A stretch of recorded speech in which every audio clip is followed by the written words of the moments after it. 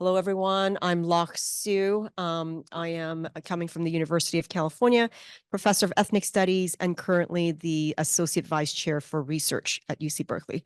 So in interest of time, there are 5 people on our panel.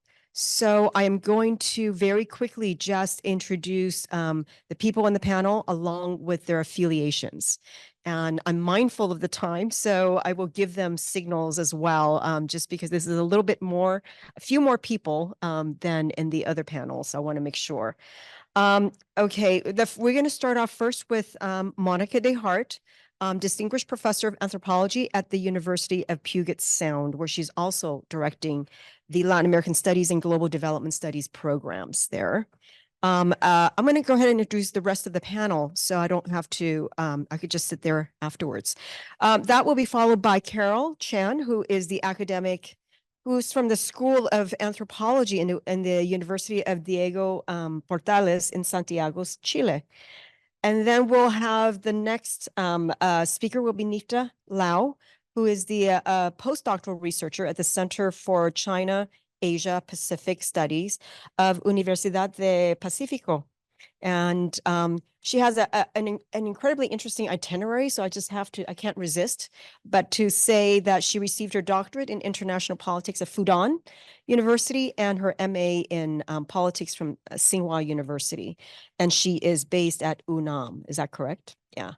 So I just had to say this. And then that will be followed by Vivian Liu, who is the assistant professor of anthropology at Rice University. I think this is a panel dominated also by anthropologists as well.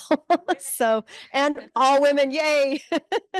And so, yes, so she had a postdoc before going to Rice University. And I'll just point out, I don't know if you, this is a recent fact I just learned that Vivian, Monica, and myself, we were all trained at the same program.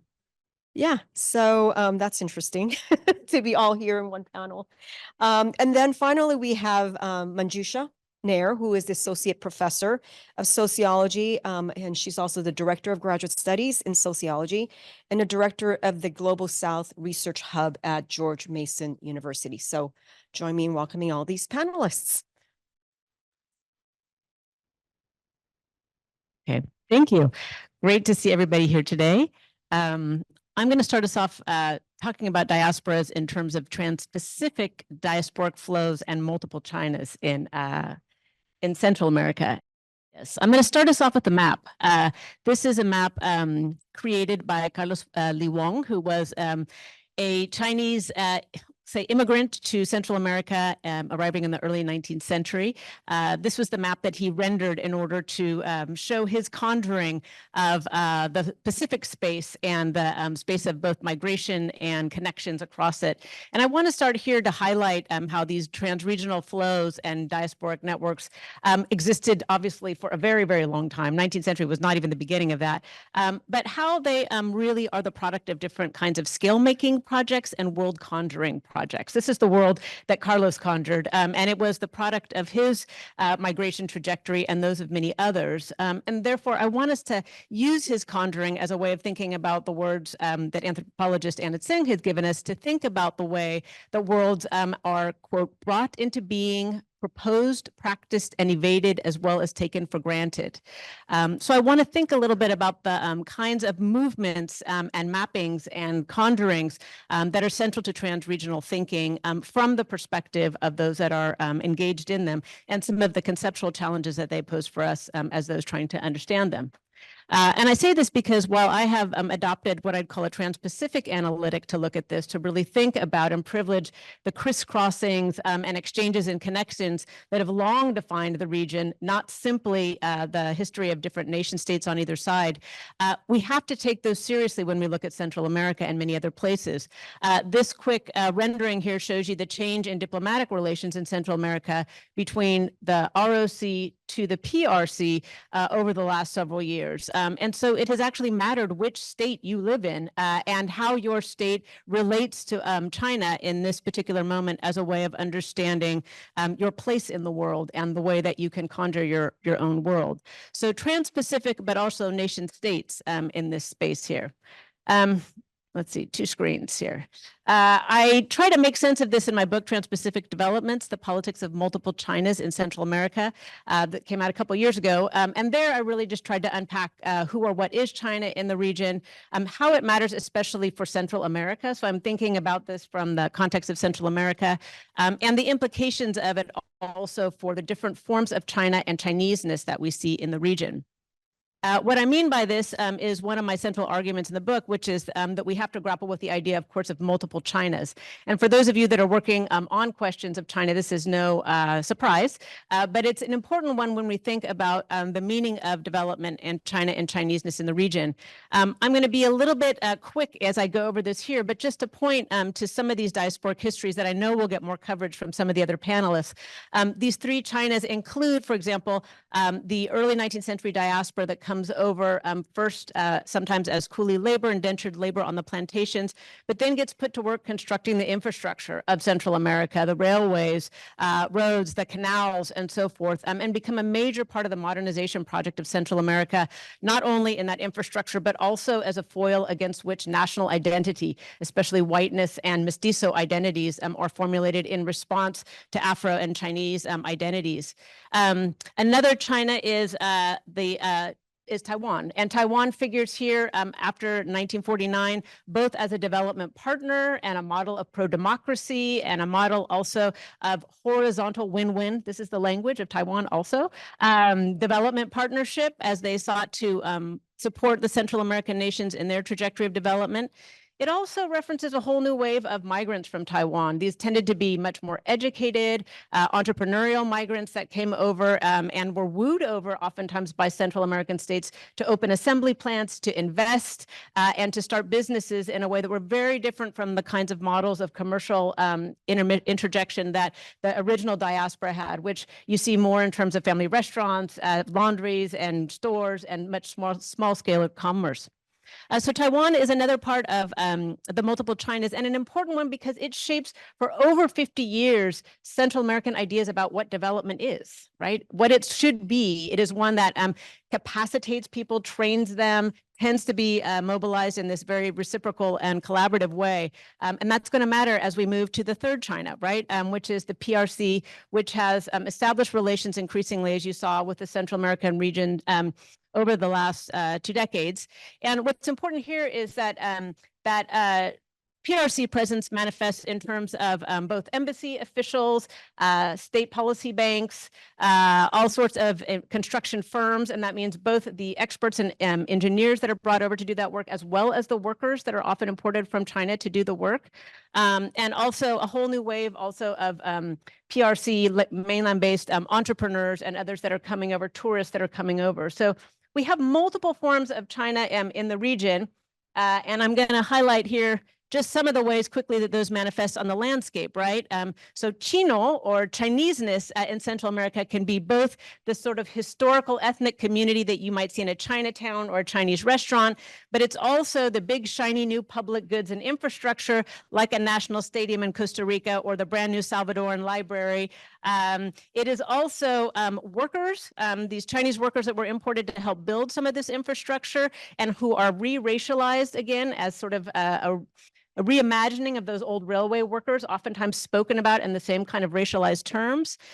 You see this woman up in the top right-hand corner there with her I Love China balloons, right? This is commercial exhibitions and China as a new commercial partner with the idea of a big new market opening up and the container transport, highlighting China as, again, a really wonderful, potentially economic opportunity, but also a fierce competitor of Central American goods. So I just want to highlight manifesting in many different ways on that landscape. And so in this space, what I guess I want to highlight about diasporic flows is that the Chinos or China and Chineseness that is represented in these are a very, very diverse range of state and non-state actors with amongst themselves competing and diverse interests, histories, cultural orientations, and transnational connections. There is nothing really about them in terms of generation, origin, ideology that would connect them other than the self-connection or self-identification with something called Chineseness. And yet all of them are often conflated in a process of talking about right now Chinese development in Latin America, which I would argue many of the local expectations about that are shaped from that history of both centuries with Chinese neighbors who own those local groceries and local businesses, and also Taiwanese initiatives, which have laid the groundwork for a certain idea about how to do work with China. Again, none of these are reproduced by the PRC's model of doing development in the region. Therefore, something that I think is a source of real tension and something for us to be thinking about. What I'm more interested in terms of thinking about how these diasporic flows matter for Central America going forward is thinking a little bit about how they figure in different kinds of levels of politics and political processes. So one thing I want to highlight is the fact that, for example, ethnic Chinese Central Americans tend not to be present at the level of national level commercial and political connections with the PRC. They have not occupied a brokering role in these or an advisory role in the way that they have in other parts in the world. And I think this is crucial because there's massive amounts of commercial connection between this diasporic community and China and Taiwan, and yet that is happening at a separate level than the national level efforts that tend to use local elite businessmen in order to make these connections with the PRC and open new markets. So there's a real absence of ethnic Chinese presence there, even though there's a long history of these connections and expertise. This is in part, we can think about all sorts of different reasons why it might. I would suspect that part of it is that there are some real suspicions that Chinese businessmen, no matter how successful they may be, or business people, I should say, are a little bit suspect in terms of the way that they're perceived as more ethnic entrepreneurs rather than subjects of national development.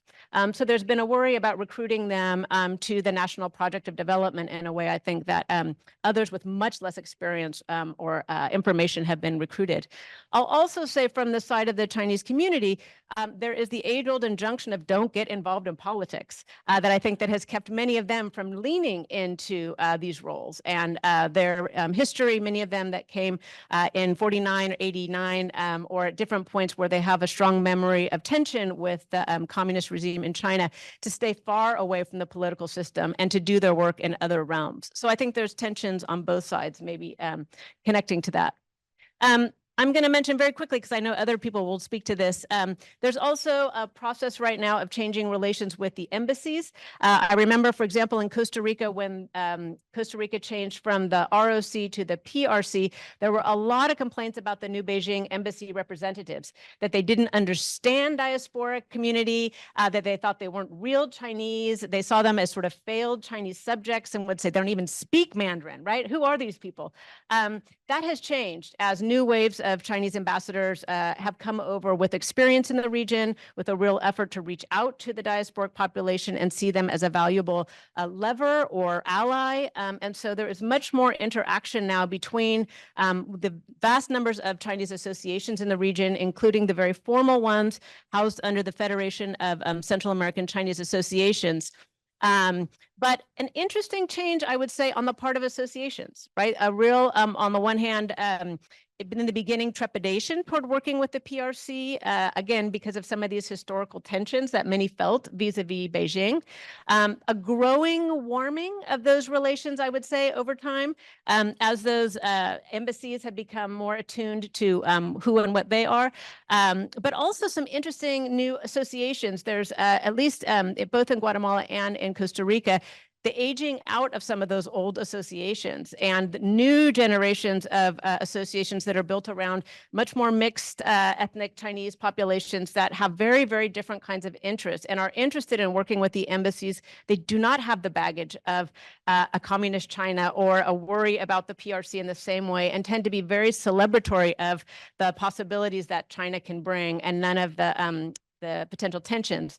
And I'll just cite as an example this year, many of my friends sent me pictures of the Chinese New Year celebration in Costa Rica. They had sponsored this big party in Cartago, and as part of it had done this huge light show projected against the ancient ruins of this old templo in Cartago. And the substance of this light show was, again, dragons and millennial sorts of, iconography. And then it switched into high-speed trains. And then it switched into all of these icons of contemporary Chinese development, right? And of course, the Chinese embassy had been a main sponsor of this event. And so seeing the way that these cultural events are being sort of turned into other kinds of propaganda events and the Chinese community supporting those, again, out of a desire to reclaim their culture for many of these, second, third generation ethnic Chinese communities is an interesting dynamic that I think we want to watch. What I want to pay more attention to is my newer work, which is the localizing of trans-Pacific politics. So just highlighting here the way that over pandemic, we saw increasingly a move by Chinese actors to begin investments, donations, and other things that are happening at the municipal level, not at the national level, which has become in many countries increasingly fraught because of legislative obstacles and processes of viability reports and other kinds of things, a movement to working directly with municipalities. And I think, again, there's pluses and minuses to this. There's a lot of ways that cities are trying to access things that China has to offer in terms of smart cities and other urban development solutions. That makes sense. It's also moving below the radar of historical kinds of accountability systems that are available at the national level. And again, I think important. And also even more important given what I'm also really interested in, which is increasing entrance into municipal politics by ethnic Chinese community members. This is, again, so much for the, don't enter politics. This is increasingly something that we see folks in especially Costa Rica, but also Guatemala doing. And I'm really interested. It's an open question about what this will mean. They are using their immigrant identity or immigrant descendancy as one way of talking about their multicultural candidacy, but they are certainly not pro or anti-China. The China piece is not the central part of their platform. But again, if we begin to think about Chinese agents, and I mean, entities working at the municipal level and ethnic Chinese increasingly entering that municipal level, I think there's some really interesting developments that might be happening there. So this just, I'll leave you with some questions. I think we want to think about the new types of flows and directionalities that is going to be defining forms of authority within the diasporic communities in Central America. I think other people will be talking to this, and I've written more about it, but I think this is a really changing dynamic that we want to pay attention to. And I want to think about how those diverse and sometimes competing forms of Chineseness will matter for local politics as these community begin to participate in municipal politics and define that from the grassroots. And finally, we can't ignore the role that U.S.-China tensions will play, given the strong history of hemispheric movement and commerce and networks that the Chinese community has within the hemisphere and also east-west back to China. So as we talk about nearshoring and all of these other changes in Central America-China relations, we have to think about the role that the Chinese diasporic community will play in mitigating or mediating those relations. Thank you. Thank you so much for the invitation to be here, Yoon, and all of the sponsors. So when we talk about diaspora, usually this is in connection to the idea of a motherland, a shared country of origin. Today, I'd like to talk about scenarios of multinational migrations alongside trans and intra-regional migrations by talking about my research with the ethnic Chinese based in Chile, who have really different or multiple origin countries. When I began this research in 2016 as a recently arrived migrant myself, I expected mainly to find what we call second or third generation Chinese based in Chile. I thought it would be fairly straightforward. Instead, I came across many familial migratory trajectories that were multinational. For example, Taiwanese who moved to Bolivia and then to Paraguay, then to Argentina, and then to Chile, Chinese nationals who moved to Venezuela or Cuba and then to Chile, and so on.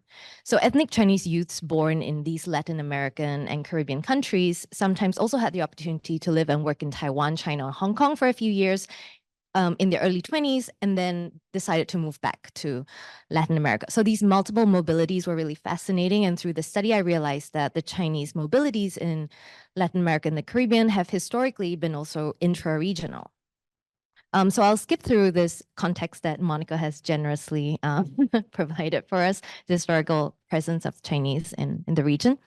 To say that in the mid to late 19th century, despite the commercial demand for cheap Chinese labor in the form of the coolie trade, as most of us know, ethnic Chinese presence in Latin American countries was generally considered by social and political elites as socially undesirable, so that many countries paradoxically attempted to restrict or formally exclude Chinese migrants from entering their territories. So we see that there were anti-Chinese regulations imposed in Costa Rica by the Spanish government in Cuba, and then in Panama and Peru, so in many countries. And despite the attempts by the Qing government to establish diplomatic and economic ties with some countries, restrictive laws were still typically put in place by governments due to pressure from xenophobic local elites. Intra-regional migration of the Chinese in the Americas during this time was partially influenced by racial discrimination and these immigration restrictions. Violence and racism against them in parts of the US, which culminated in the Chinese Exclusion Act of 1882, also saw the arrival of Californian Chinese to Colombia, Cuba, Peru, and Mexico, and other countries. And to circumvent stricter anti-Chinese migration regulations in Peru in the 1920s, for example, Chinese entered illegally via Ecuador frontiers. And as I mentioned yesterday, Chinese workers in Peru also joined Chile during the war against the Pacific. So a rich history that has been understudied. I think there still remains a lot to excavate there of the intra-regional migration of the Chinese under these conditions. So today, who are the multinational ethnic Chinese that I came across in Chile specifically? They were people who moved to Chile after having lived in one or more Central South American countries. And when I say ethnic Chinese, they really self-identified as Huaran or Huaqiao in some way. Their grandparents might have been from China or great-grandparents. Many have obtained permanent residency or citizenship in Chile, and some finance or plan to send their children to North America for education. And usually, as I'll mention, this has to do with insecure worries about conditions in Latin America and the situation between Taiwan and China, right? So really thinking broadly. The majority hope to return to a previous country of residence. So they did not want to stay in Chile, which was what was really interesting for me. And I interviewed people of different generations. So how are Chinese mobilities in Latin America different? So there is a literature on multinational migrants, and usually these are professional migrants or migrants that have a plan, an ideal destination. For example, Filipino domestic worker migrants who go from Hong Kong to Singapore, Dubai, and then they ideally want to get to Canada. But the Chinese that I saw, the mobilities I saw in Latin America did not follow a clear logic. There was no sense of a hierarchy of countries, nor was there a need to return to a country of origin, right? There was no nostalgia because there was not necessarily that connection. It was a unique scenario of involuntary migration. So for example, those who came to Argentina did not want to leave Argentina. They were kind of forced to, right? So it's a unique scenario where they had to relocate after having stability in another country in the origin. So I argue in a broader paper that these desires and journeys were contingent on volatile political economies in the region, and also unpredictable attitudes towards migrants as well as Chinese in the region. And then what I will focus on today, which are ethno-regional identities, or identities that we can call our Chino-Latinos. So just to give some context for the non-Latin Americanists here to the contemporary intra-regional migrations. So many Chinese moved to Venezuela, Argentina, and Costa Rica before or during the 1990s as key migrant destination countries. But this changed when these specific countries experienced economic and political crises. And during these periods, Chinese businesses, individuals, and families were racially targeted in riots, raids, and partially scapegoated for some of these countries' economic problems.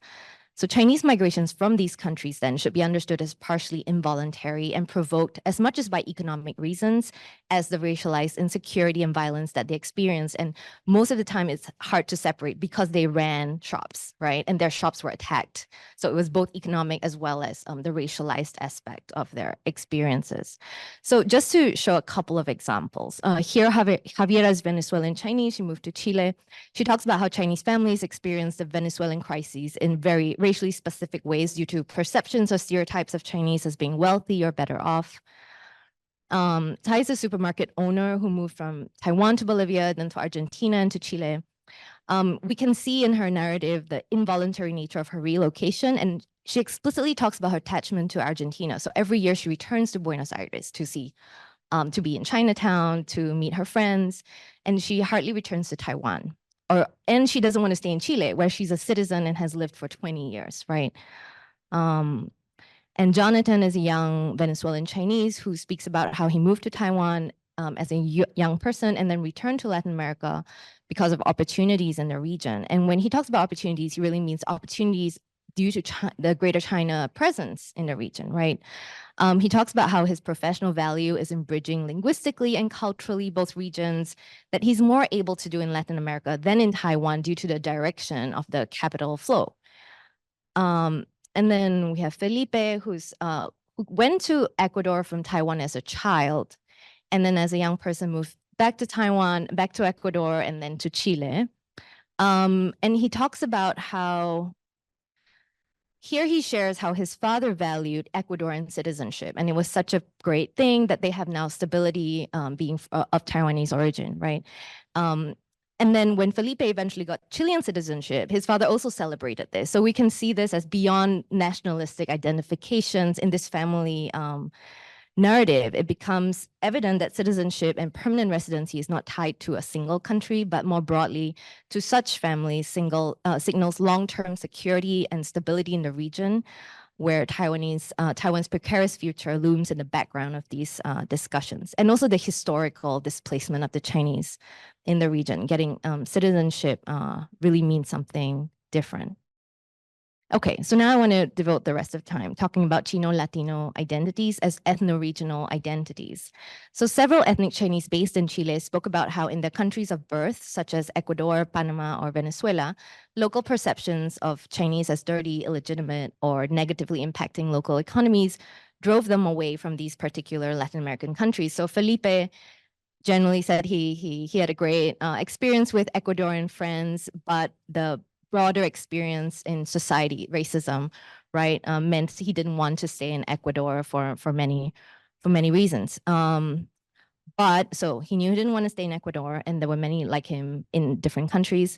But the increasing political and economic clout of China globally and in the region paradoxically shapes their desires to want to stay in the region. So not in the country of origin, but somewhere in Latin America, to seek or create opportunities for themselves and to participate actively in this changing global and regional context.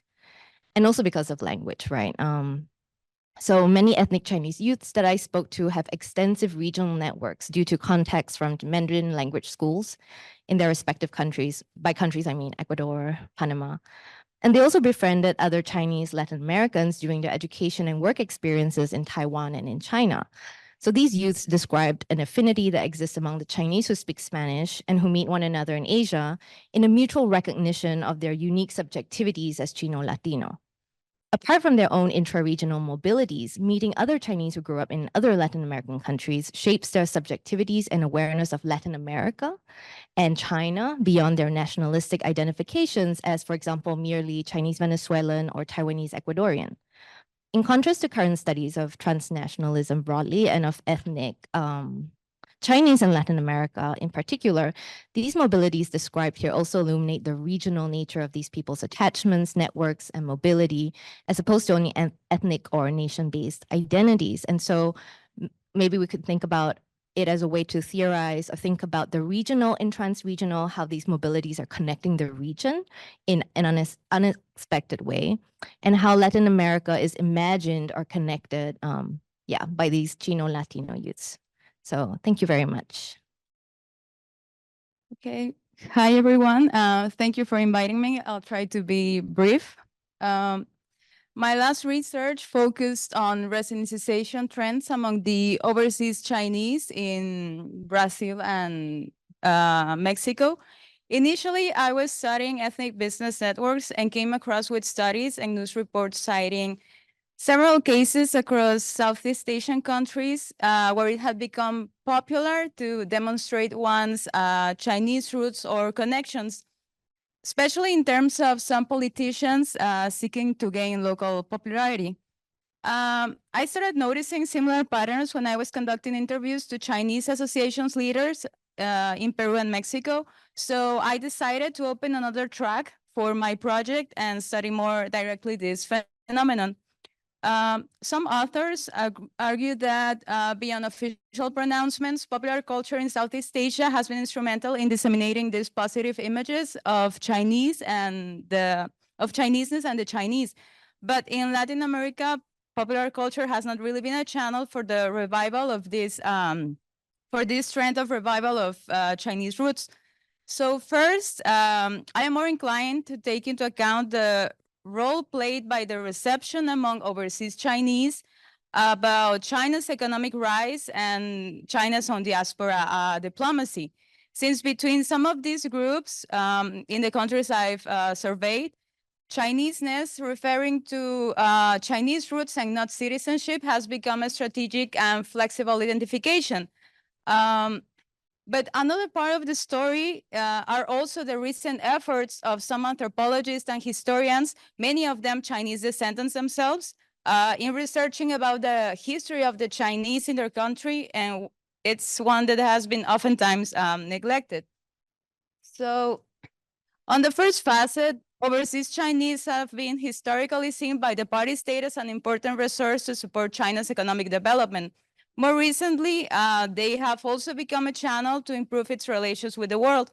With this purpose, since 2011, the CCP set public diplomacy as a fundamental task to integrate within its diaspora policy.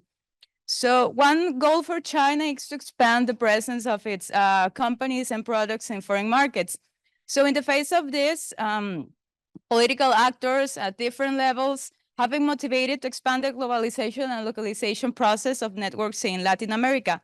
In this context, subnational actors in China and also institutions in China have been increasingly linking with overseas Chinese, while the party state has been promoting the revitalization of old Chinese associations and the creation of new ones around the world.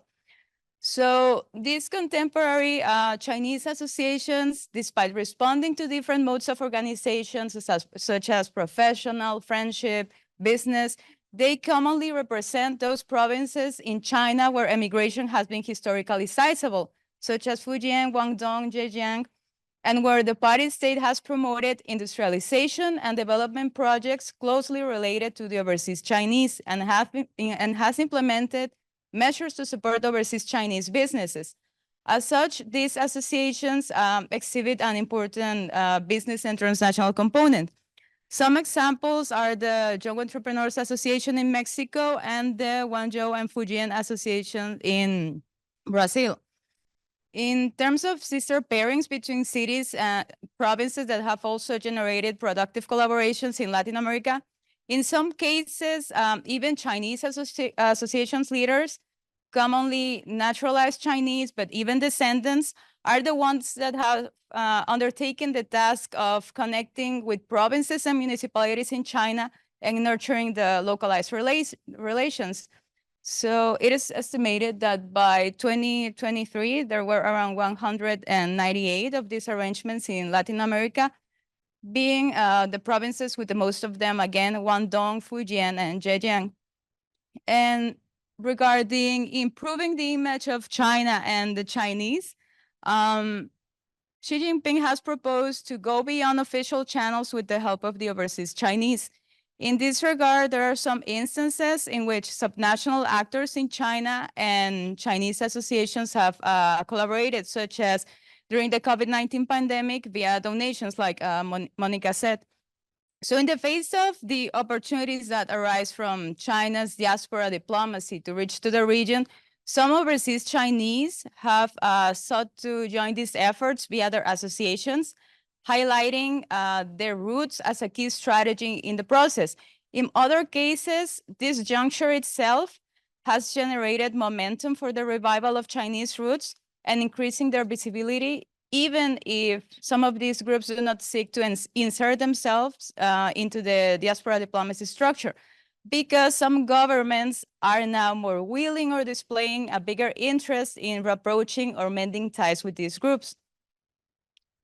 In Brazil, where overseas Chinese haven't suffered notable discrimination and where both countries have enjoyed relatively good close relations for decades, resinicization is perceived more generally, being a case in which naturalized Chinese and descendants have substantially increased their visibility, acceptance, and self-assertiveness in Brazilian society and the business and political spheres.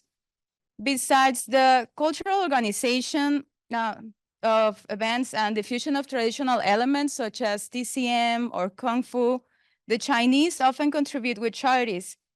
So the increasing acceptance due to these efforts is reflected in the recognition and spaces conferred by the government and society. For example, in the 2003 and 2010 Sao Paulo Carnival, China was allowed to perform a central piece. And more importantly, in 2018, the Brazilian Parliament instituted August 15 as the Chinese Immigration Day in recognition for their contribution and quote, for the economic and social development of modern Brazil. In terms of in the economic sphere, besides the creation of several Chinese business associations, some businessmen of Chinese origin have historically used their roots and connections to China to increase their opportunities. One example is Bi Wu, native to Hainan, who was one of the pioneers in promoting Sino-Brazilian relations in the 1970s and was later the president of the World Chinese Entrepreneurs Conference. He, as many other entrepreneurs that arrived in the 1950s and 1960s, consolidated very successful enterprises and maintained their ties to their places of origin in China in order to support their businesses, have served as an example for other overseas Chinese and were commonly cited during interviews. In recent decades, their political representation has also increased. One notable case is that of William Wu, who between 2006 and 2014 was elected federal deputy for Sao Paulo, becoming the first Chinese Brazilian in the Chamber of Deputies. From this position, he got involved in the draft of the amnesty law, which regularized the status for illegal immigrants and greatly benefited the Chinese in Brazil. Another case was of Heida Lee, who in 2010 became the first Chinese congresswoman in Brazil. In interviews, I noted that both experiences have given political confidence to the Chinese in Sao Paulo, and they are seen as spokespeople for the Chinese in the country. Different from the case of Brazil, the Chinese diaspora groups in Mexico are not integrated in society as holders of Chinese roots. To a great extent, this has been due to the energetic anti-Chinese sentiment that has its origin since before the Mexican Revolution, spiking during periods of economic hardship and political instability, when many were marginalized and deported with their families. So this legacy of discrimination continues permeating in the cultural, business, and political sphere. Nonetheless, in the last 10 years, there has been a dynamization of the Chinese diaspora groups, especially that of the descendants, in the cultural, academic, and political sphere, although in different ways than Brazil. Regarding the ethnic Chinese, especially those that arrived in the since 1990, their manifestations are perceived in the economic and public diplomacy spheres, although in a manner that it's more localized and practical and not as a phenomenon that has necessarily increased their acceptance. Because of its complexity, I focus on the culture developments in the cultural sphere. So undeniably, there are several ramifications from the history of violence and discrimination against the Chinese in Mexico that have limited their recognition and acceptance. For example, several fiction and political books from the past century portray China and the descendants in a negative light. Also, a critique to national historiography is that despite the important presence of the Chinese migration during the second part of the 19th century and first part of the 20th century, and their presence during key episodes in the formation of the country, these don't feature in history books. Nonetheless, in the last 10 years, more descendants have taken up the task of collecting the stories of their ancestors, recounting them in biographical novels.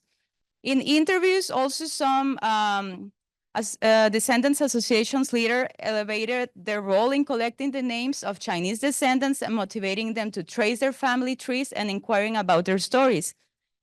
More historians and anthropologists, some of them Chinese descendants, are also recounting the anti-Chinese movement in Mexico. One really important case is Monica Cinco, a Mexican anthropologist who managed to build a well-entrenched community that eventually led into a cultural and political project in which she and a group of descendants formulated the idea of petitioning the Mexican state to ask for forgiveness due to these historical offenses. The petition was to be initially launched in 2012 when the Peña Nieto administration had made pronouncements of wanting to reinforce its relations with Asia Pacific, and Miguel Ángel Osorio Chong, a Chinese descendant, was Secretary of the Interior. However, the group of descendants that was spearheading the project shelved it due to the worry of the parents of getting in trouble with the government.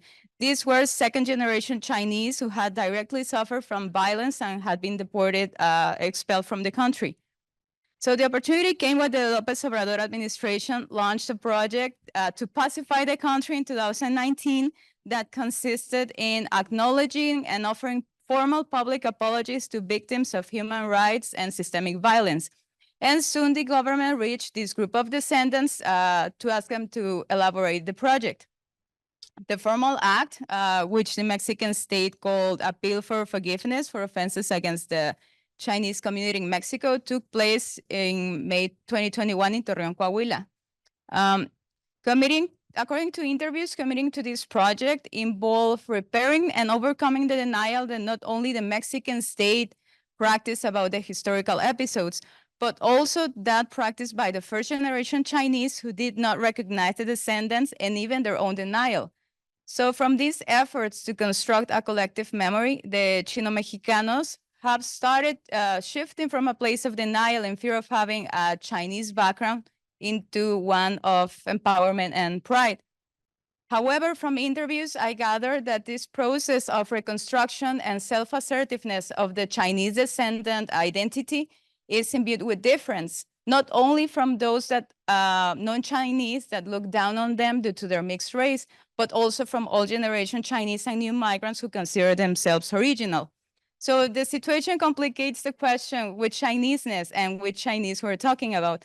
Because between these local Chinese associations, it can be said that they follow different projects.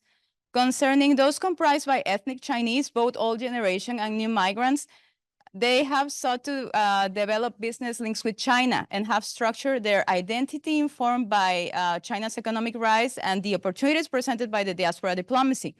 This has generated that even leaders of old associations that have Cantonese roots opt to promote Mandarin and communicating in this way during official meetings. So in this case, between wanting to and being able to, both groups have found points of convergence to the extent that some old generation leaders who have the characteristics of having at least a Chinese parent or that have lived in China have come to play roles in associations created with the support of the OCAO.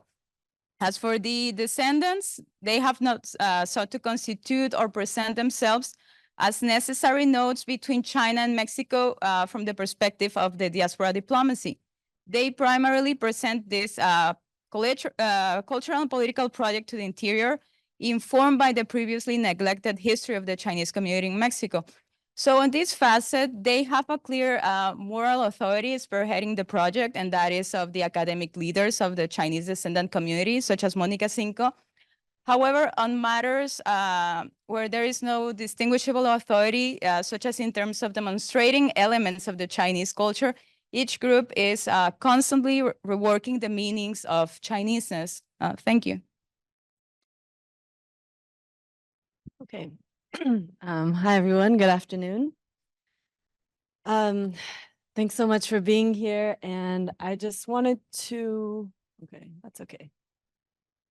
I just wanted to use this as an opportunity to work with you, think out loud on some of the things I've been thinking with as I am reworking material from my dissertation into a first book, and especially with the panel theme on old and new diasporas. So just diving in, I think. Okay. So my work is mostly looking at commercial mobilities of Nigerians across places in the global south, including southern China, as well as some sites in the Middle East, including Dubai. But yeah, oh, sorry. Okay. But my work is mostly based in Nigeria, which is, for those of you who might not be very familiar, is Africa's largest population, most populous country by far, around 200 million people. It is also particularly represented in African populations in commercial sites across the global south. And so most of my fieldwork, I do ethnographic fieldwork, including at least a year of continuous fieldwork, mostly based in Nigeria in markets, interviewing business people who are transnationally mobile. And so part of this is was trying initially just to map out some of these networks from southern China, where my own family's from, nearby Yiwu, one of the commercial sites, but doing some fieldwork in Guangzhou, which some of you may be familiar with.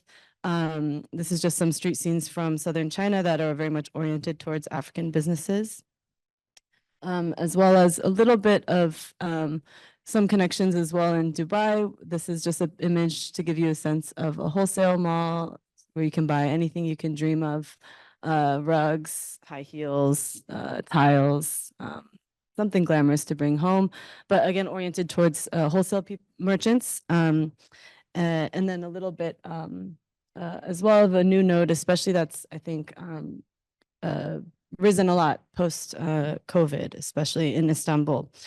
But again, mostly, looking at Nigeria as a central space and Lagos as a commercial megacity.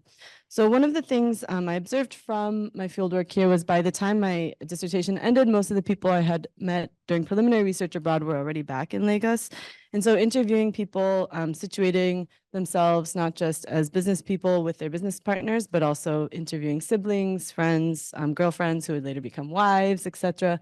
What emerged is a very dynamic picture of mobility, which I think is mirrored in some of the other things we've heard today. But one of the things that the book focuses on that I'd be happy to talk about later is mostly thinking about also how this is reshaping social economic life back in Nigeria. So many of the people I worked with were very active in different kinds of market spaces in Nigeria. Again, Africa's largest population. It's kind of notorious in terms of its both consumer and wholesale market of being very frustratingly to Western corporate institutions, impenetrable. In many ways, you have McKinsey reports that are bemoaning this all the time. But it's a commercial landscape that is largely in the hands of Nigerian nationals.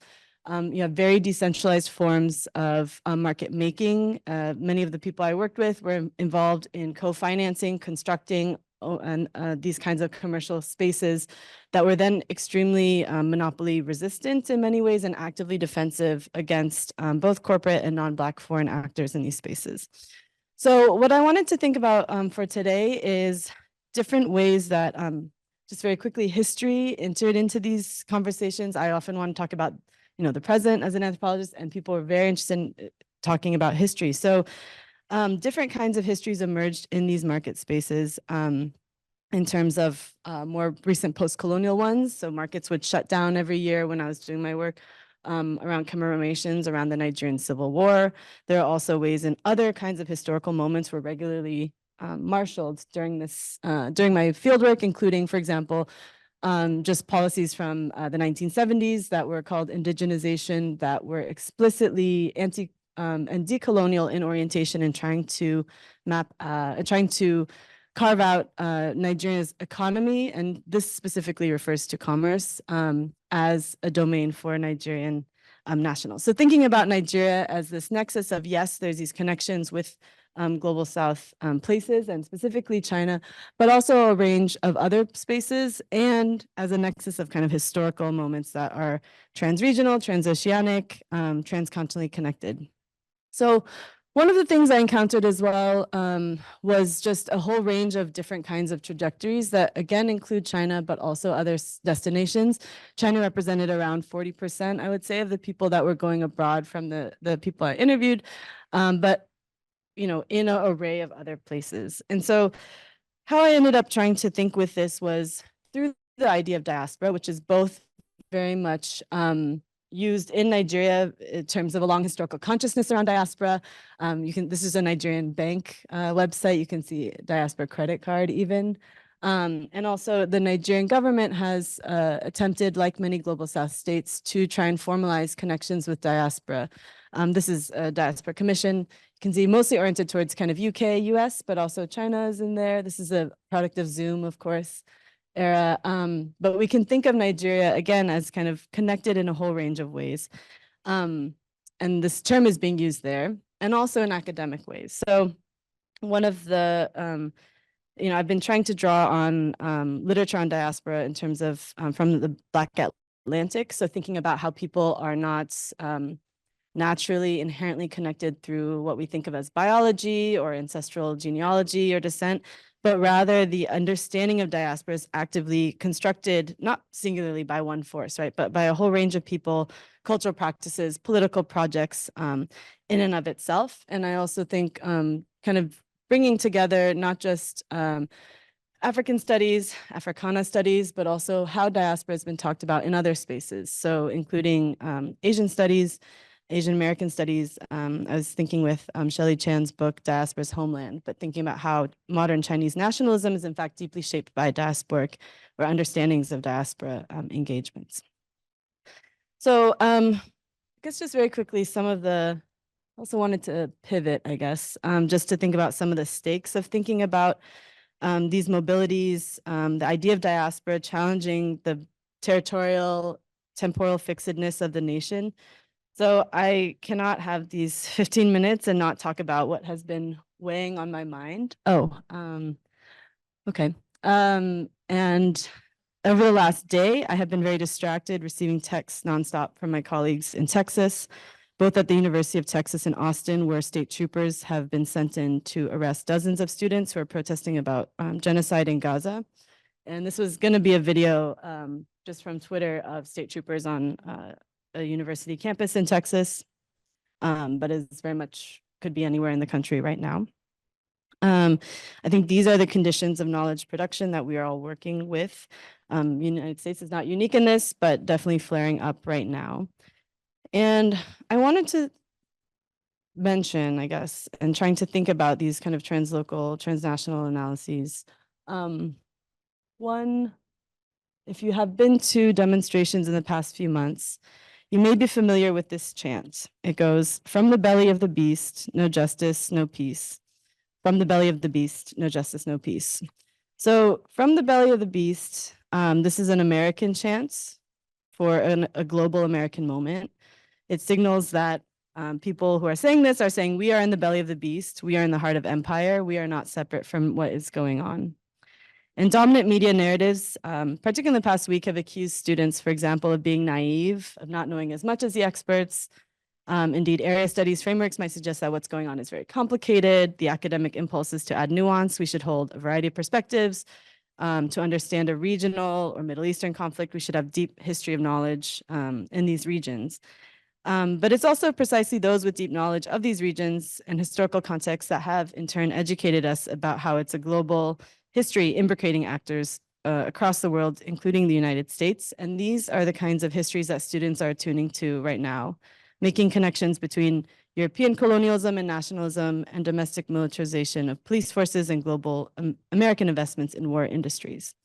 So kind of bringing this back to transnational studies, the militarized scene that didn't play. I didn't know how to do the video embedding properly, but it's not in isolation in the United States. These are linked with attempts to explicitly reform curriculum in particular ways that tell clean, neat histories of Western civilization and present and moments into the present, right? And so just thinking about kind of the term diaspora studies, this is something I've been thinking with, again, through my work. And for those of you who know, a lot of the history of this term very much comes from, its origins come from studying the vast presence of Jewish peoples globally over centuries. diaspora as an analytic emerged as a way to describe social formations that transcend regions, and importantly, nation states, to highlight incredible translocal forms of consciousness. Of course, we can think of Palestinians as well as the majority diasporic peoples at this point as well, due to displacement. But at best, I think diaspora studies across different area studies traditions shows us how the nation state is not a natural or static formation. And so I just wanted to end on kind of old-ish, but work from Robin Kelly, but thinking about uses and limitations of diaspora. So, and again, relevant to our transregional conversation, but Robin Kelly says, neither Africa nor Pan-Africanism is necessarily the source of Black transnational political identities. Sometimes they live through and are integrally tied to other kinds of international movements, socialism, communism, feminist realism, religion such as Islam. This is kind of trying to think about Black diaspora as not necessarily being, again, about inherent or a biologized sense of identity, but rather interconnected with its context. And then the rise of the transatlantic system helped forge the concept of Africa and create an African identity, but that the same process was central to the formation of a European white identity in the New World. Just as Europe invented Africa in the New World, we cannot understand the invention of Europe in the New World without Africa and African peoples. So I kind of want to just end there, but getting us to think about, again, how we have these kind of identity as process as a theme, and thinking about how regions, nations themselves are things in the making. And then 50, 100 years from now, we might be grappling with very different kind of political entities. So in this moment, it's thinking about different kinds of moments that bring together people, not as over-romanticized solidarity that will blanket over difference, right? But what are these particular moments where people envision themselves as connected or interconnected? Thank you. Okay, so thank you so much for organizing this symposium. Yoon, this is especially to you. It has been really valuable to me to connect with and hear from other scholars working on global Asian flows, connections. The diversity in perspectives is very insightful, and you brought together speakers from multiple disciplines and geographic locations. So I'm really grateful for this invitation. So I'll start with an anecdote. So 2 weeks back, I went to American University because there was a panel on Indian elections. In India, general elections are being held from April to June to elect the 543 members of the lower house of the parliaments, and the fear is that Narendra Modi will win a third term. So after that, I took an Uber to the metro station since I had to get back to George Mason for my evening class. The Uber driver, who was of Eritrean origin, told me, among other things, that he would love to visit India once. First, he has grown up in Asmara watching the movies of the three Khans. These are not the Mongolian Khans. So in video houses, so I will talk about video houses later, but these are like shared spaces where the urban poor watch movies relatively cheap at a very low price compared to movie theaters. And he had forgotten the Hindi he knew at that time, but he remembered the movie Bazigar, a Gambler, which was a 1993 Hindi language romantic thriller. And it was a turning point in the career of actor Shah Rukh Khan. I don't know whether you know Shah Rukh Khan. Okay. Yeah. Second, he remembers his Indian math and chemistry teachers from high school who excelled in their knowledge of the subject matter.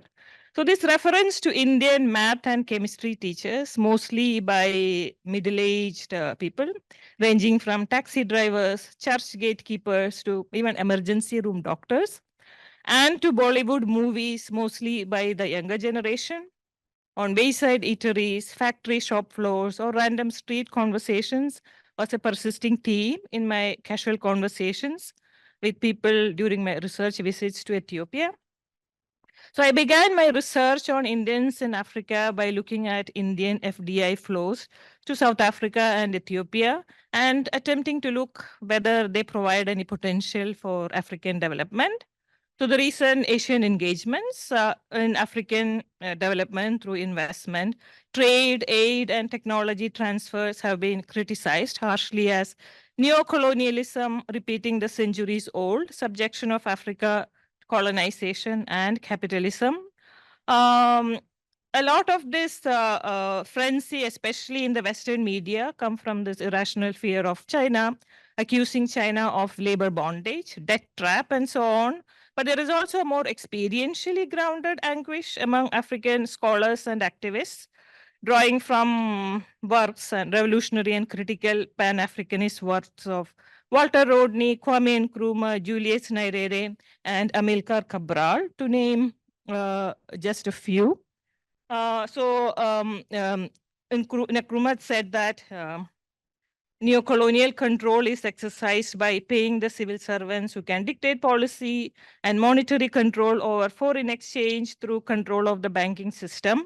And this was all meant at US and North Atlantic kind of imperialism, where leaders such as Patrice Lumumba, Thomas Sankara, they were all assassinated and replaced through orchestrated coups, then who ended up being local puppets of Western corporations.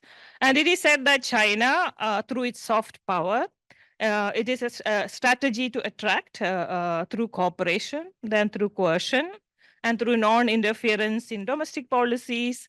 Through it, it gains access to oil and raw materials while bringing in technology, skilled labor, and value-added goods. So though China had played a part in decolonizing Africa in the 1960s and 70s, China, with its bartering of oil for infrastructure, has been complicit in recolonizing Africa. So I'm citing from African scholars. So little is discussed about the Indian investor. So I was interested in finding out whether Indian investments, which I heard built on legacies of Indian pluralism, historical ties predating colonialism, and own struggles with development in a post-colonial country, created any alternative possibilities in Africa. The willingness and commitment to transfer skills, measured approach to local regulations and bureaucracy, respect, friendships and kinships in the workplace, and a respect for each other's history and their place in the global south. So I mean, these were some of the legacies I expected to find. So I completed 6 months of comparative and ethnographic research spread over the span of 7 years from 2015 to 2022, interrupted in between due to COVID and moving from Singapore to the US. So in South Africa and Ethiopia, I made 3 research trips to Ethiopia, studying a denim textile manufacturing unit near Addis Ababa, which is owned by Indians. In South Africa, I spent time in an Indian-owned colliery and iron ore mines in Mpumalanga and Northern Cape provinces. So I've presented and published few papers based on this work, pinpointing to the vast differences in these African and Indian partnerships emerging from colonial and post-colonial history, race consciousness and frictions and precarity amidst global production. So however, in the 8 years since 2015, when I started this research, intellectually I have transformed. I wouldn't say reformed sociologist. I was already a rebel sociologist, but I became decolonized, right? Given the changing academic environment in the US due to the challenges posed by Black studies, Black feminist studies, indigenous scholarship that question the methods and epistemologies one employs in the work, knowingly or unknowingly. So originally introduced as a response to human suffering, my home discipline of sociology tends to generalize and prioritize Western concepts. These have been elevated above all other experiences and ways of understanding. So given this, I started thinking about how to write about research, sensitive and critical about formation of knowledge. So I decided to think beyond global capitalism, commodity markets, economic life, and explore the multiple other lenses through which to look at the South-South interactions or the relations between Africans and Indians that are not predicated entirely on colonialism and capitalism. So there is already a flourishing Indian Ocean Studies scholarship that examines the oceanic networks that connected Asia, Middle East, and Africa, which was of an enduring nature. These networks were socially cohesive because, for instance, merchants such as the Hadramis of Yemen in South and Southeast Asia and the Chinese in Madagascar, they came and settled because they couldn't travel because of the monsoons, and they entered into various local arrangements. So, and these networks were descended. Sometimes they were more, it didn't, necessarily focus on creation of economic values or profits, rather encourage the circulation of ideas and other social and cultural exchanges. So historian Sugata Bose argues that the networks connecting these Indian Ocean societies continue during the colonial empires, well, with poets, traders, wayfarers, migrants, clerks, and teachers continue to move to the African shores, creating a huge diaspora that has been entangled in African roots. So thus continuing to share a common historical destiny and an organic unity. So, that's like a very romantic version, which I don't, subscribe to as well. But yet another lens that has been helpful for me is that of African and Indian co-evalness. Chen Quan-Sing, the Taiwanese intellectual, in his book, Asia as a Method, asked that research on Asia forsake their obsession with the West that has been rendered historicity, and the rest was always had to play catch up with the institutions, subjecthood, knowledge, and ways of existing and experiencing life. As Dipesh Chakrabarti wrote a decade before, concepts such as citizenship, the state, civil society, public sphere, human rights, equality before the law, the individual, distinction between public and private, the idea of the subject, democracy, popular sovereignty, social justice, scientific rationality, and so on, all bear the burden of European thought and history, and it is not expected to be replicated elsewhere. Instead, these assumptions have placed the West ahead of other places that are rendered inferior, backward, underdeveloped, and always behind in historical time. To counter this, Chin insists that researchers start interreferencing Asia using Asian standards and standpoints. This interreferencing Asia shifts the frame of comparison to a temporally coeval horizontal plane between locations in Asia, in contrast with the temporally and historically unequal comparison of Europe and Asia. So this ethics and practice of interreferencing are not necessarily tied with, to Asia, but it can be used in decolonial projects elsewhere in the world. It has shaped political imaginations in Africa and Asia, like in the transcontinental networks and so on for a long time. So one could continue the work of engaging with Afro-Asian standpoints, theories, and concepts to understand African and Asian connections. So I could start with the migration of Indian teachers, for instance, mostly from my home state of Kerala, in India to Ethiopia as part of attempts to introduce primary school education in Ethiopia. So the first batch of Indian teachers went to Ethiopia. I do have a, oh, sorry, this is from Ethiopia, like a popular perception of no more, say, to neocolonialism. This is against the Western media portrayal of the civil war in Ethiopia and their attitude of, privileging Egypt or supporting Egypt in the dam controversy on the water on the Nile. So this discourse is very much utilized in, and you can see a Pan-African feel in that. Yes.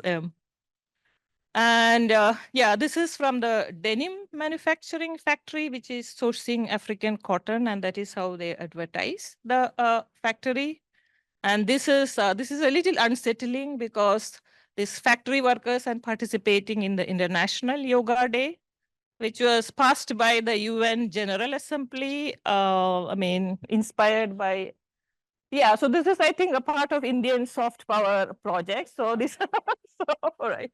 The way of life, not as a religious practice, but yeah. So these are some pictures of Indian teachers. So the first batch of Indian teachers went in the 1950s. The recruitment was part of Emperor Haile Selassie's policy that focused on ensuring fluency in English in Ethiopia and sought language trainers from the West, but teachers from the West were not ready to work on Ethiopian salaries, so he turned to India. The first wave of recruitment was handed over to the Ethiopian Orthodox Church, which had strong connections with Orthodox churches, predominantly in Kerala. So as word spread of opportunity in these distant lands, teachers across India began responding to recruit advertisements for employment in primary schools, directly conducted under the supervision of the Ethiopian embassy in New Delhi. So this is men and women belonging to all communities now, not just Christians. But by 1974, the Soviet-backed Mengistu Haile Mariam and his supporters had overthrown Emperor Haile Selassie and established a socialist regime. We would think things would go south, but it won't, right? Because Soviet Union and India were like close allies and friends for a long time.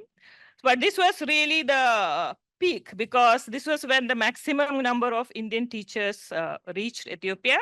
The socialist government now was recruiting for teaching secondary and senior secondary students, class 9 to 12. Indians were posted not just in the capital of Addis Ababa, but for teaching positions in schools in smaller towns and villages, a trend that lasted for more than 5 decades. They also started, apart from English, teaching math, biology, and chemistry. So it is said that in those generations, there was not even one person who was not taught by Indians. So now if an Ethiopian saw an Indian, they would say Hind Astamari meaning teacher. So this legacies continues. Now Indian lecturers are recruited through global placement agencies to universities across Ethiopia. And what happened during the Derg regime or the Soviet-style regime was that all the traders, Gujarati merchants and traders, they left Ethiopia. So which is very significant in understanding the correct context. The way Indians are perceived is very different in South Africa and Ethiopia now because of that history of who was present. But I don't have time to discuss that because I have to discuss the video houses, right? So. But before that, the teachers are the crucial mode in this networks, connecting not just Ethiopia, but many countries in Africa and also in Central Asia. So Bollywood movies as cultural products have been circulating since the 1990s, but they do determine how Indians are viewed as having, shared values. So in poor neighborhoods of Addis Ababa, households don't have the TV is still a luxury item. So they have these informal video houses, which are constituting as viewing spaces for youth who are unemployed, with occasional job opportunities as day laborers or students with inconsistent school attendance. And it is like 1 birr per head. So it's like really cheap. And sometimes there are also women who want to watch these movies there.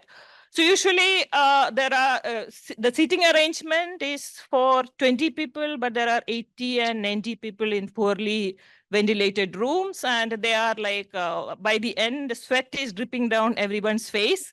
And they don't understand Hindi, or the only way they learn Hindi is by watching these movies. So there is a lot of interpretation going on. Right, so it's like a transcultural nature of their viewing experience, coupled with the incomprehensibility has gotten around through the dynamics of interaction through the viewing process. Okay, so they watch movies with Arab subtitles. So sometimes they have a translator who also learned Hindi by watching movies who would narrate them, and most of the time it is guessing. So I was thinking of it while Vivian was talking yesterday about how Americans cannot, watch things with subtitle. So they can relate to them because for them it is probably a little richer, but another third world country where people have not individuals, they are in very cohesive community. Houses are lined up against each other. And people don't forego happiness even after suffering. They hold family and tradition dear to them. They forgive, and love conquers all in the end. So I'll end with a poster from Bazigar. Thank you. I'm not going to be as adept at summarizing like Jamie was in the last panel, and I won't even attempt that. But let me just, maybe there are a few themes. Maybe I'll illustrate just a few themes that came across to me to start the conversation. We'll get the Q&A from the audience. But one, is I think all of you talk about mobilities, right? The flows of people, the flows of economic power, political sort of power. But at the center of it, it's really around contestations of the cultural, right? The imaginary. What is Chineseness? What is diaspora? And what is, here in this case, India culture or India and its different manifestations all over, right? So Indianness, Chineseness, diaspora, those are kind of the terms of contestation that we cannot take for granted or static, in this instance, but really continually sort of we worked through time and in different places and different contexts. One of my questions I have in my mind is just thinking about what about post-COVID moment? I think that was a huge shift around definitions of Chineseness. And probably in relationship to the other, whether it's Africanness or Indianness, how those are being redefined, in the process, in relation to one another, but also, in the global sphere, what that looks like.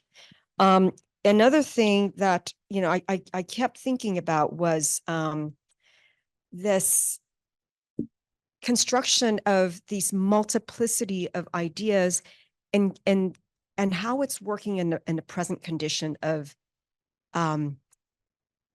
modernity in some ways and alternative modernities, right? As China sort of engages in this sort of soft power, or India for that matter, how is it reconstructing itself as a sort of alternative modernity, to the US in the context of neocolonialism, for instance? How is it participating, in those conversations? And, I think I'm going to stop there before I get in trouble and open it up for other questions. Yes. Yeah. And please introduce yourself. Yeah, I'm going to pass this. That was absolutely fascinating. Thank you so much for the wonderful presentations. I'm Margaret Myers. I work for the Inter-American Dialogue, which is a Western Hemisphere affairs think tank here in Washington. I mean, I'm surrounded here in DC, as many of us are, by by a lot of talk about China, what China is doing in the Latin American region and the global South, which we'll talk about in the next panel, and the problematic nature of that term in general, right? And I'm just curious what you would say to U.S. policymakers who believe that China, mainland China, is successfully leveraging networks of diaspora communities, Chinese diaspora communities in whatever form. And you've very clearly demonstrated that there is not a singular type of Chinese diaspora community, but are successfully leveraging these communities to achieve wide-ranging objectives, be they economic in nature or more politically or strategically or geostrategically oriented. Thanks.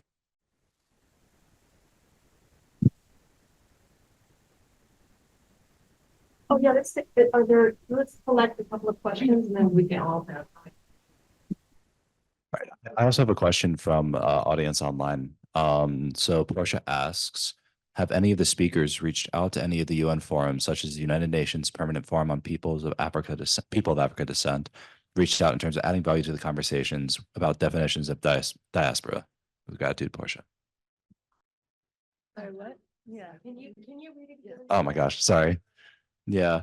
So have any of the speakers reached out to any of the UN forums, such as the United Nations Permanent Forum on the People of African Descent?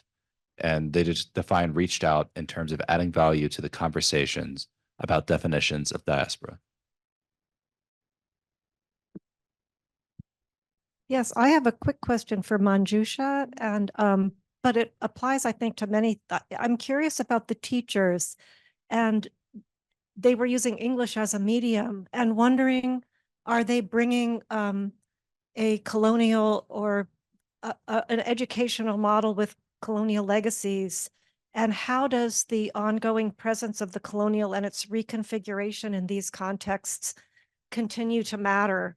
I think sometimes it disappears as if the post-colonial moment, the cultural and social repercussions of that are sort of not there, but they do mediate these China sort of global South and South-South relations. And just wondering, just in your case of education, if there's anything you wanted to say about that.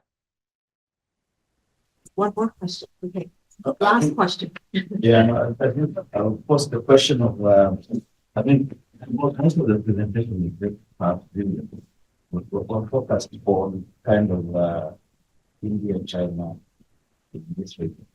But what do you see like ages for people in this region, including the case of Ethiopia, for example, what's Ethiopian ages? Because I was thinking, you know, Indian teachers in Ethiopia in trying to enlighten Ethiopian, which is an old civilization. There must be also something that goes in the reverse and same to Latin America. So I thought it's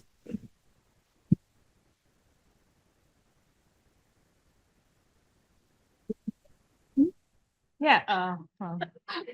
You have to use the microphone. Okay, so I'll just be very quick. So most of this literature on global Afro-Asian or Asian flows to Africa thinks of Africa as the place that receives, right, without historicity or agency, or even ignoring the fact that Africa has always been global. So this Indian teacher, so this is something that I started looking at recently because I have been encountering Indian teachers or stories about them.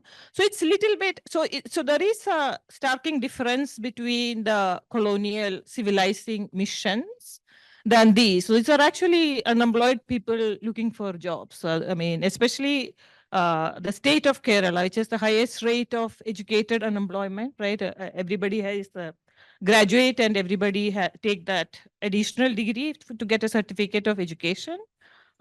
So they're actually youth looking for jobs, and that is how they end up in Ethiopia. And Ethiopian history is also interesting because the pride is that they were never colonized, but they still want modernization, right? At least the emperor wanted modernization, and even with the Soviet-backed regime, the Derg regime, it's still modernization in certain ways through school education, but not by industrialization. So they went away from that. So it was more rural, collectivized farming and so on. So I think it's not entirely a colonial project, and I don't think it was entirely an enlightening mission because all of them went back, and then these positions were taken later by Ethiopian teachers. And at the same time, you see in the bureaucracy, like all the ministers, they have had Indian teachers. So it actually helps Indian businesses, which is a little problematic because they expect that this is, then they give respect to Indians because they were teachers, right? So, yeah, so these are not like very egalitarian relations, which I still think is a very Western concept, right? But it is, well, is it a civilizing mission or is it exploitative, right? So, so it's very difficult to categorize as part of the colonial project, right? So teachers have been, and clerks, other people other than traders and businessmen have been part of, I mean, Indians have been part of Ethiopia for a long period of time. So, I think I'll stop here. So I have a lot of other questions, but I will give. Yeah, I think I'll speak about the leveraging networks of overseas Chinese. So most of the literature says that even if these groups insert themselves into the Chinese diaspora diplomacy structure, they are not seen as political pawns by the party state because they act out of self-interest. They are looking for their own benefit. But also, even if this is true and these people are trying to adequate their roots to fit into this model of how China is engaging with the world nowadays, we have, like Monica said, we have to start looking into the implications. But I have not really seen a debate, right, of what this means, even if these groups are not consciously swearing political alliance to the PRC in this case. Yeah, I'll just echo what Nifta said and highlight the brilliance of her work, which is actually looking back in China at the way that the state is cultivating developments in those provinces where some of the diaspora are connected. But I would also say, I think it is very ambiguous and that there's no clear sense that they've been able to manipulate these community members to advocate for state level policies or firms even. Remains to be seen what kind of politics they'll have at the local level. But I think, again, I would echo Nifta that they're more interested in their own community and local politics as opposed to Chinese state politics.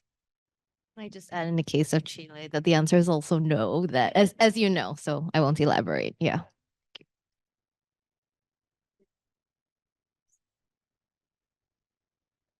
Yeah, sure. I guess in terms of the Zoom question, short answer is no. Haven't engaged with that entity.